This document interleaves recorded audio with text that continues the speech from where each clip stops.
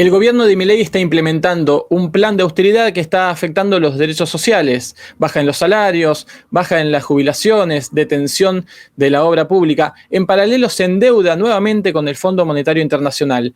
Va a la búsqueda de dólares a como dé lugar. Se da un nuevo blanqueo de capitales y algunas otras medidas que intentaremos entender en la entrevista de hoy. Para eso nos acompañará Adrián Falco. Comenzamos.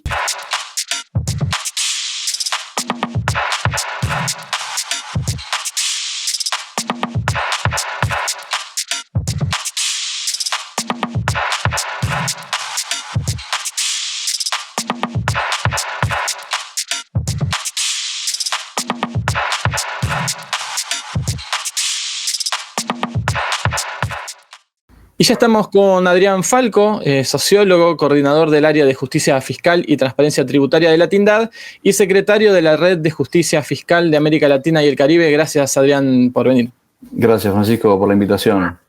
Bueno, vamos a empezar a conversar un poco de qué está pasando en el gobierno de Milei, un gobierno con un discurso de austeridad y además un discurso, por lo menos el de campaña, contrario a los impuestos, ¿no? Él prometía eliminar completamente los impuestos e incluso declarando que los empresarios que evadían eran héroes. Ponernos un poco en autos de qué pasó con todo esto, ¿están así?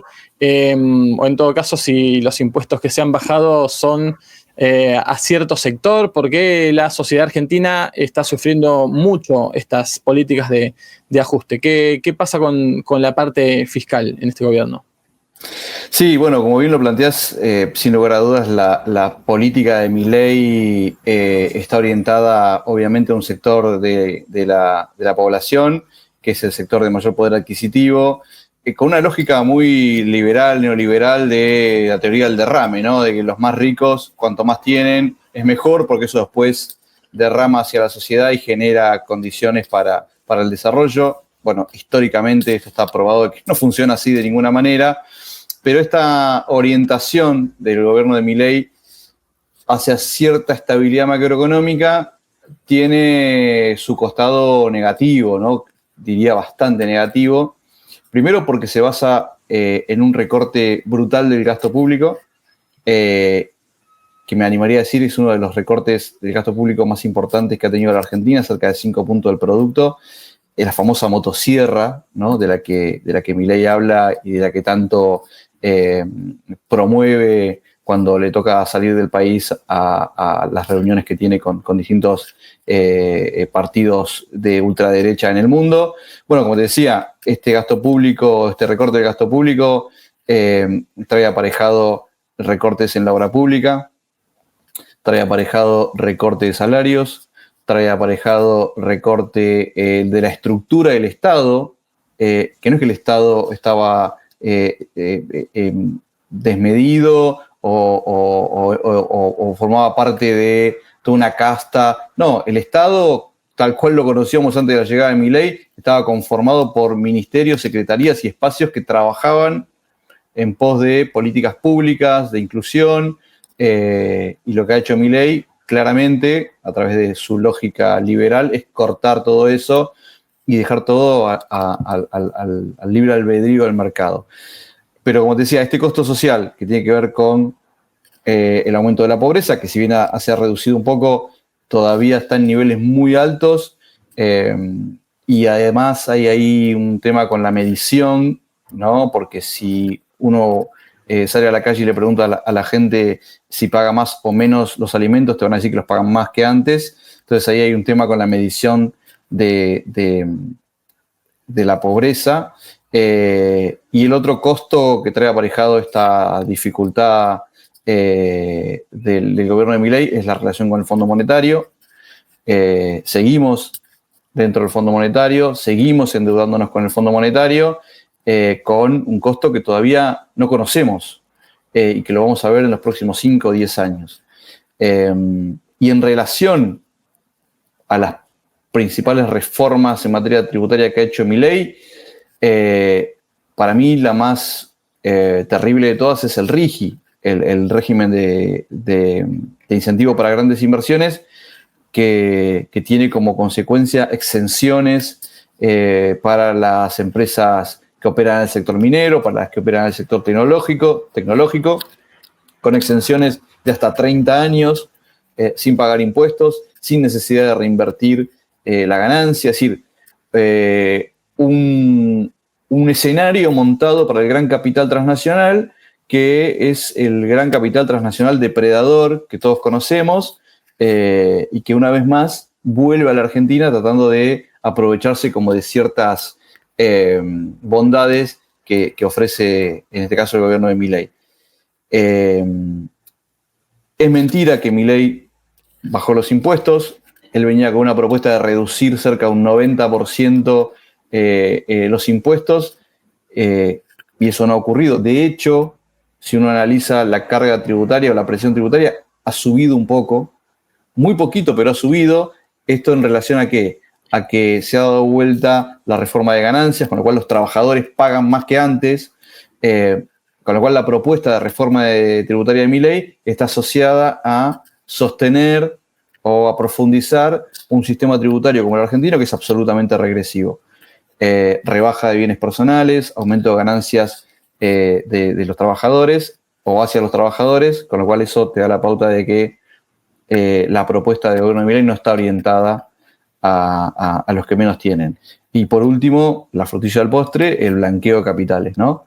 Creo que este es como el punto también que da cuenta de una forma de hacer economía política que no tiene que ver con las necesidades de la Argentina. ¿Esto por qué? Vayamos a este tema del blanqueo de capitales. Hay como una búsqueda desesperada de dólares, de ingreso de dólares. Ahí entraría la cuestión del RIGI, digo, desde el discurso oficial, bueno, incentivar las inversiones a como dé lugar. No sé qué resultado viene teniendo esto, incluso con las condiciones tan favorables que se le da a las empresas de afuera. El préstamo con el fondo y ahora el blanqueo de capitales. Hay como una búsqueda desesperada de ingreso de dólares a como dé lugar, e incluso presionando sobre los derechos sociales, que finalmente lo que estamos viendo, ¿no? Baja en los salarios, las jubilaciones, todo aquello. Sí, a ver, lo primero que hay que decir es que el blanqueo de capitales, primero, no es algo privativo del gobierno de Milei. Hubo blanqueos durante el gobierno kirchnerista, hubo blanqueo durante el gobierno de Mauricio Macri. Es decir, el blanqueo es una herramienta de la que se valen muchos gobiernos cuando están apretados en relación a la recaudación, en relación a reservas en divisa y demás. Para mí lo central es que el blanqueo representa ni más ni menos que el fracaso de la lucha contra la evasión. Eso está clarísimo. Después, lo otro que se tiene que poner sobre la mesa cuando uno analiza un blanqueo de capitales es lo que pierde el fisco con los blanqueos. Porque los blanqueos que se dieron en el gobierno de Cristina Kirchner, los que se dieron en el gobierno de Mauricio Macri, los que se están dando ahora en el gobierno de Milei, son amnistías a evasores. Es una zona liberada de evasores y es un mensaje hacia el resto de los contribuyentes negativo. No hace falta que declares lo que ganás, porque en algún momento el gobierno te va a decir, trae la plata con costo cero. Y ese es el principal problema. La evasión es un delito en Argentina. Está tipificado en la ley penal tributaria, con años de prisión, con inhabilitación. Y parece ser que eso no importa a la hora de, como decís vos, echar mano a lo que sea para poder capturar esos recursos. Entonces, en primer lugar, es el fracaso de los gobiernos frente a la lucha contra la evasión, que no puede resolver ni el Ministerio de Finanzas, ni la Administración Federal de Ingresos Públicos, o el ARCA ahora. Y la otra cuenta que hay que sacar, como decía, es cuánto pierde el fisco por estos blanqueos. Porque si la AFIP o ARCA detecta en el exterior una cuenta de un argentino por X cantidad de dólares y esa cuenta no está declarada, por supuesto le cabe todo el peso de la ley.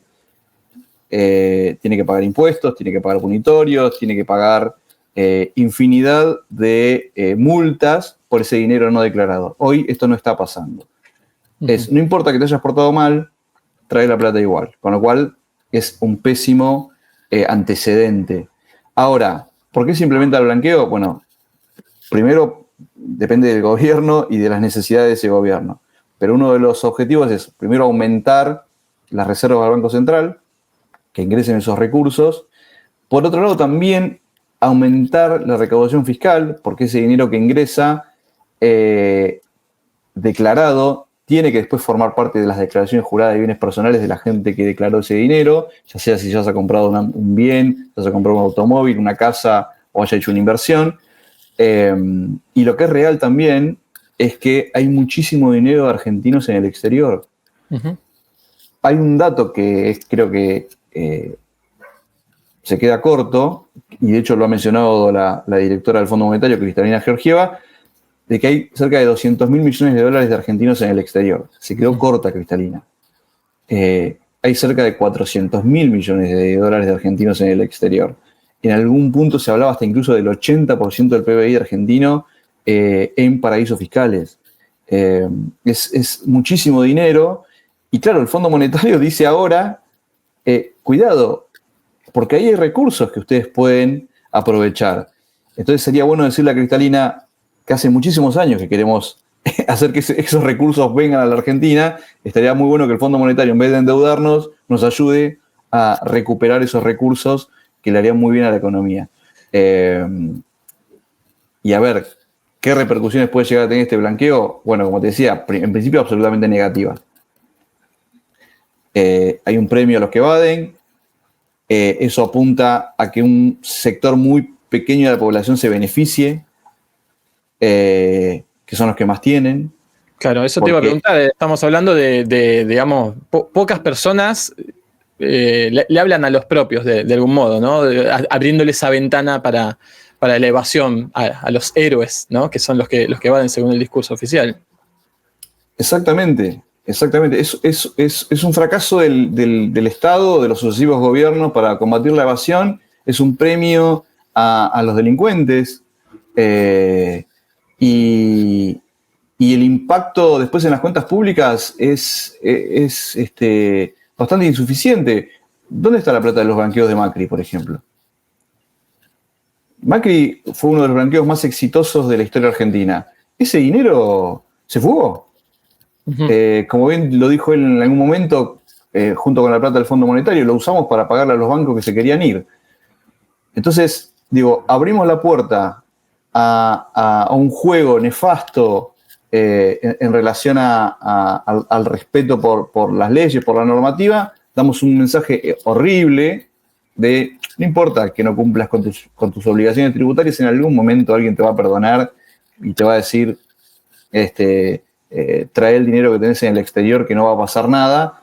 Digo, ¿cuál es el mensaje para los contribuyentes que pagan sus impuestos, para gente como vos, o como yo, o como la gente que está mirando, que paga religiosamente sus impuestos y que cuando no los paga, la administración te llega todo el peso de lo que sí se considera para el común de la ciudadanía la persecución, y por eso que también los discursos antiimpuestos calan, ¿no? Por esa persecución del mínimo de fase, cuando en realidad los grandes evasores, los que perjudican al erario público y a que se puedan hacer políticas sociales, son aquellos que están esperando las ventanas, ¿no? Las ventanas Exactamente. Creo que ahí hay un problema también de discurso, ¿no? Me parece que sería interesante alguna vez escuchar a algún gobierno decir, vamos a combatir la evasión de las grandes empresas, de los ricos de la Argentina, para poder bajar los impuestos en las clases medias y bajas, para poder bajar el monotributo, para poder bajar los impuestos a las pequeñas y medianas empresas, pero que el ciudadano común vea que realmente se combate a aquellos que realmente evaden. Hay muchísimas. Las empresas en Argentina, las grandes empresas en Argentina, pagan muy pocos impuestos, porque tienen toda una estructura montada con servicios financieros offshore que le permite reducir su ganancia artificialmente y pagar muy poquito. Muy poquito. Entonces, para revertir todo eso, o para que eso funcione de otra manera, hay que invertir muchos esfuerzos, hay que tener mucha voluntad política, pero también invertir muchos esfuerzos y recursos en la administración tributaria. La administración tributaria tiene que ser de excelencia en Argentina, contar con los mecanismos suficientes como para saber quién es dueño de qué y en dónde, y actuar en consecuencia. Bueno, estamos un poco lejos de todo eso, ¿no? ¿Y cuál es el circuito de ese dinero cuando se dan los blanqueos? Digo porque, como vos lo decías, en el blanqueo de Macri no sabemos qué vaya a pasar con este, pero intuimos que va a pasar algo similar. No se ve, pensando en la ciudadanía, un impacto claro y explícito en políticas sociales, ¿no? Bueno, recuperamos tal cantidad de dólares del exterior y entonces las jubilaciones son dignas, o entonces hay obra pública de nuevo. Eso no es así. Digamos, ¿dónde se pierde en el circuito de ese dinero esa plata recuperada? ¿Y cómo se le hace ver a la sociedad la importancia de la recaudación para su propio beneficio, para vivir en una sociedad un poco más digna? Sí, bueno, el dinero de los blanqueos, como el dinero que le pedimos al Fondo Monetario, es dinero que va a parar a la repatriación o la exteriorización, mejor dicho, de capitales de grandes corporaciones, de grandes fortunas. Es dinero que es para eso. Argentina no produce dólares, Argentina importa los dólares y se van eventualmente a través de estos mecanismos. Eso es una historia recurrente en Argentina de la fuga de capitales. Argentina tiene ese gran problema, que es el problema de la fuga, y que no puede resolver. Por lo menos hasta ahora, ningún gobierno de ningún color político ha podido resolver el tema de la fuga, con lo cual ese es un problema endémico de la Argentina que en algún momento alguien tendrá que resolverlo. Pero por otro lado, como bien mencionás, es difícil pedirle al ciudadano de pie que pague sus impuestos, cuando en realidad lo que el gobierno está haciendo es premiar a los que evaden. Entonces, con toda lógica, una persona puede decir, bueno, yo no voy a pagar mis impuestos porque evidentemente en algún momento alguien me los va a perdonar y voy a tener la posibilidad de ese dinero de los que no pagué de impuestos y que tengo en una cuenta en algún país del mundo, poder repatriarlo para mi uso personal, digo, de comprar algún inmueble, de comprar algún vehículo, lo que sea. Obviamente no estamos hablando de miles de dólares, estamos hablando de cientos de miles de dólares, de millones de dólares, de los grandes evasores que en Argentina los conocemos a todos. Y ese es el gran problema, ¿cómo hacemos para frenar esa sangría que tenemos de recursos cuando, primero, tenemos una administración tributaria que hace lo que puede, o por lo menos hacía lo que podía, ahora obviamente está orientada a otra cosa, en un marco regional y en un marco global que tampoco ayuda. Uh-huh. Porque esto no es solamente un problema de Argentina, Argentina no está aislada del mundo, y el problema de cómo operan las grandes corporaciones a nivel global impacta de lleno en Argentina, impacta de lleno en otros países de la región. Se han dado algunos caminos, se han abierto como para empezar a hablar de esto y a tratar de resolverlo, pero todo es incipiente, ¿no? Y al final del día, lo que uno termina mirando es cuál es la real voluntad política de querer cambiar las cosas. Independientemente de mecanismos, independientemente de herramientas, la política es la que cambia las cosas y lamentablemente en términos de política tributaria se está haciendo muy poco, o por lo menos con muchas limitaciones.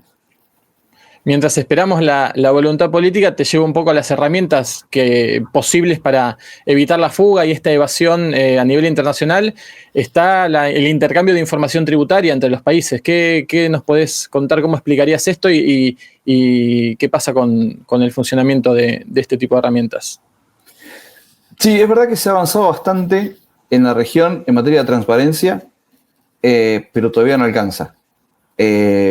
Hay algunas propuestas, como por ejemplo la Plataforma Tributaria de América Latina y el Caribe, la PTLAC, que es un espacio de gobiernos, hasta ahora de intercambio de experiencias y de buenas prácticas de cómo hacer frente a temas de tributación internacional o incluso a problemáticas regionales como por ejemplo el gasto tributario o el tema de la progresividad o el tema de impuestos ambientales,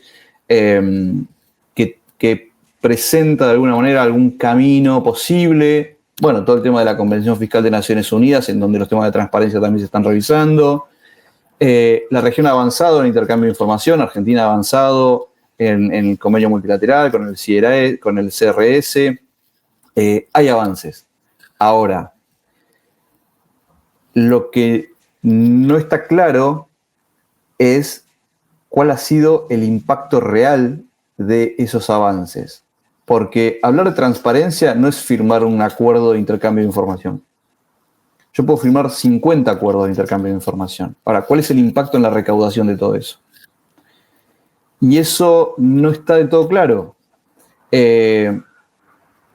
Porque la información no es pública, no es posible desde la sociedad civil hacer un análisis del intercambio de información, que existe, que se da en cuentagotas, ¿no? Tenemos intercambio de información con muchos países de Europa, tenemos intercambio de información con los Estados Unidos, pero lo que yo no veo es el impacto en la recaudación de todo eso. Y además, algo que juega en contra es la puesta en práctica de ese intercambio de información. Yo puedo firmar un intercambio de información con un país hoy, pero ese intercambio de información recién se hace efectivo dentro de un año o dentro de un año y medio. Y en ese interín, poniéndome del lado del evasor o de la empresa o persona que oculta recursos en un paraíso fiscal o en un país determinado, que no necesariamente tiene que ser un paraíso fiscal, digo, Argentina acaba de firmar un intercambio de información con Italia y yo tengo mi dinero en Italia. No. Ese dinero lo voy a cambiar a Luxemburgo, lo voy a cambiar a Seychelles, lo voy a cambiar a Panamá. Es decir, me dan ese plazo que forma parte obviamente de, no de algo buscado, pero sí que tiene que ver con la lentitud con la que se mueven los gobiernos y los estados a la hora de buscar soluciones y la facilidad y la práctica con la que se mueven, sobre todo los que ofrecen estos servicios y que buscan estas lagunas, estos vericuetos, justamente para explotarlos en la legislación. Estoy hablando de estas lagunas, estos vericuetos en la legislación, para explotarlos y hacer más efectiva esta posibilidad de esconder recursos en cualquier lugar del mundo. Siempre hay un paraíso fiscal a la mano para recurrir a él, digamos. Y sobre eso, ¿crees que Argentina puede convertirse en un paraíso fiscal o que por lo menos está en las intenciones de una administración como la actual? A ver, un paraíso fiscal es una jurisdicción, o por lo menos así es la definición del GAFI, es una jurisdicción en donde hay baja o nula tributación y hay opacidad en la información o en el acceso a la información. Argentina forma parte del GAFI y durante muchos años fue muy respetuoso de las medidas. De hecho, este nuevo blanqueo que se está pensando ahora de hasta $100.000 sin ningún tipo de información y demás, va en contra de todo lo que plantea el GAFI y le va a traer muchos problemas a la Argentina. ¿Por qué le va a traer muchos problemas? Porque estaría rompiendo con mucha normativa del GAFI que metería a Argentina directamente en una lista gris y en el peor de los casos en una lista negra.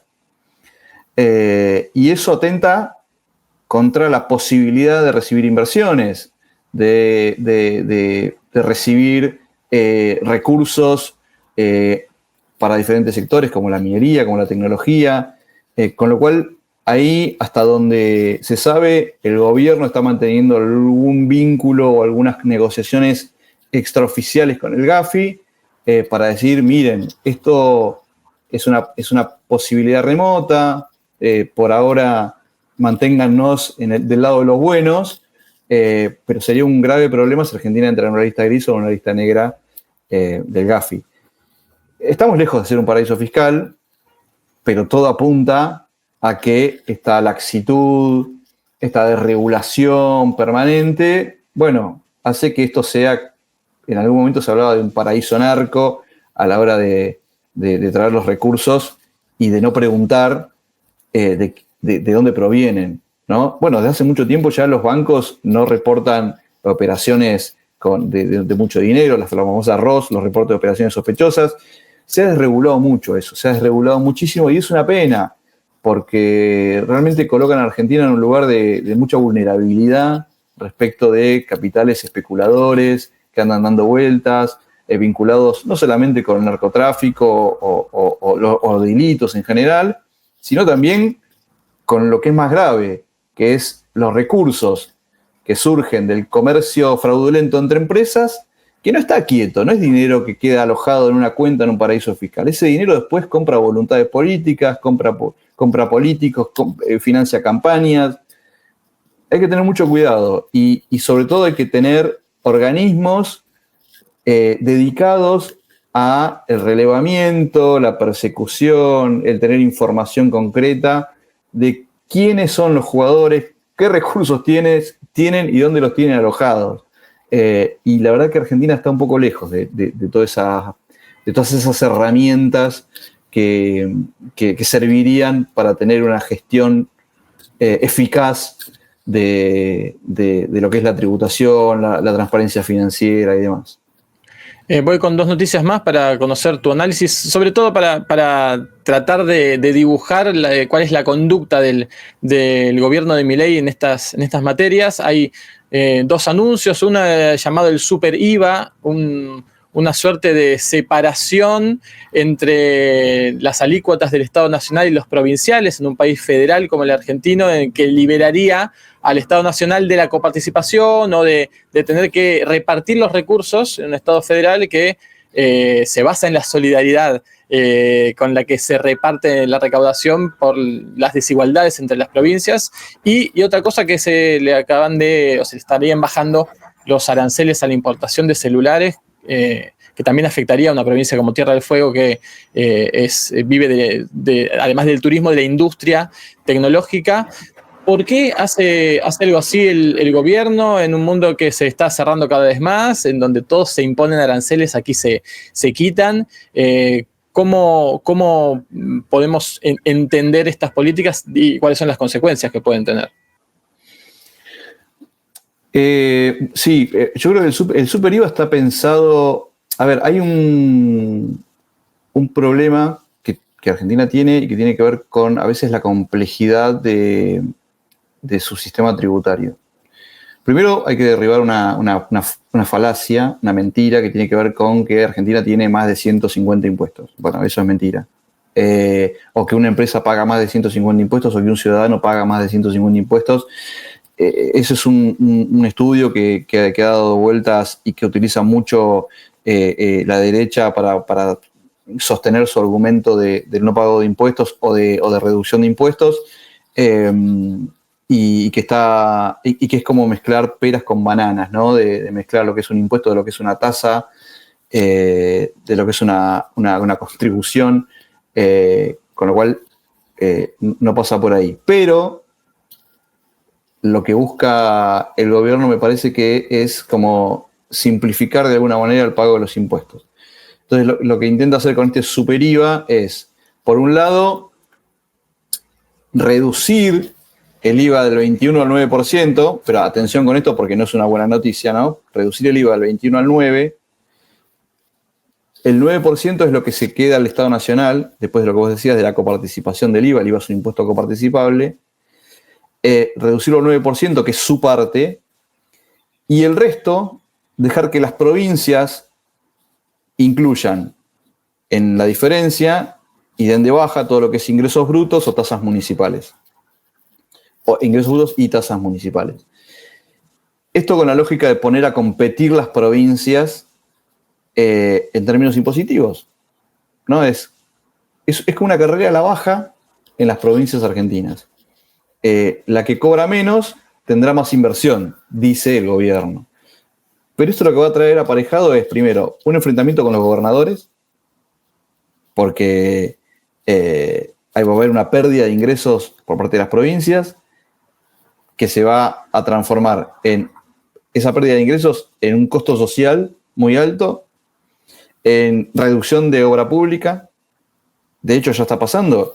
El gobierno nacional se retiró de la inversión en la obra pública y, entre paréntesis, hace 2 días hubo un accidente terrible en una ruta nacional por el abandono del gobierno nacional, en donde murieron muchísimas personas. Y entonces, esto que aparentemente parece ser una solución a un problema vinculado con algo, con una demanda incluso de muchas pequeñas y medianas empresas respecto de los ingresos brutos, ¿no? De que es un impuesto es distorsivo, que los complica. Algo que aparentemente viene a solucionar un problema, lo que está haciendo es generar muchos más problemas. Una competencia feroz entre provincias, un enfrentamiento de gobernadores con el gobierno nacional, y lo último es la posibilidad de desinversión en proyectos sociales, en obra pública, con lo cual vamos a ver cómo resulta esto del super IVA, en donde, te repito, la idea es que el gobierno se quede con ese 9% y poner a competir al resto de las provincias para que quiten ingresos brutos de tasas municipales y que carguen ese porcentaje hasta alcanzar, no sé, un porcentaje determinado parecido al IVA actual del 21%. No sé en qué va a resultar todo esto. Lo que a mí me preocupa son estas dos cosas. Primero, el impacto económico, el impacto político, el impacto social vinculado a pérdida de recaudación y, por ende, rebaja de programas sociales, o dejar de financiar obra pública, la tensión con los gobernadores. Bueno, es bastante complejo.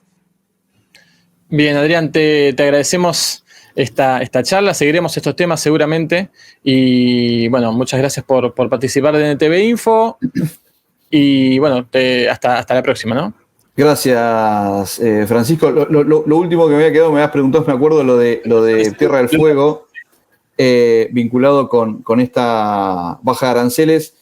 Muy brevemente, la baja de aranceles, el impacto que va a tener es un impacto en lo laboral. Hay 8.500 personas que dependen de esta industria en Tierra del Fuego. Representa el 15% del empleo en la provincia. Me imagino que quienes pensaron esta baja de aranceles para que algún sector de la población pueda comprarse el iPhone 16, piense también en qué podemos hacer para que este 15% del empleo de Tierra del Fuego quede ocupado en algo y no generar el desempleo de casi 9.000 personas que viven de esta industria, ¿no? Como para cerrar ese punto. Ahora sí, Adrián, te agradecemos por esta conversación. Muchísimas gracias, Francisco. Un abrazo grande. Y de ustedes me despido. Nos despedimos hasta la próxima. Sepan que nos pueden seguir en todas las redes para estar informados e informadas en NTV Info.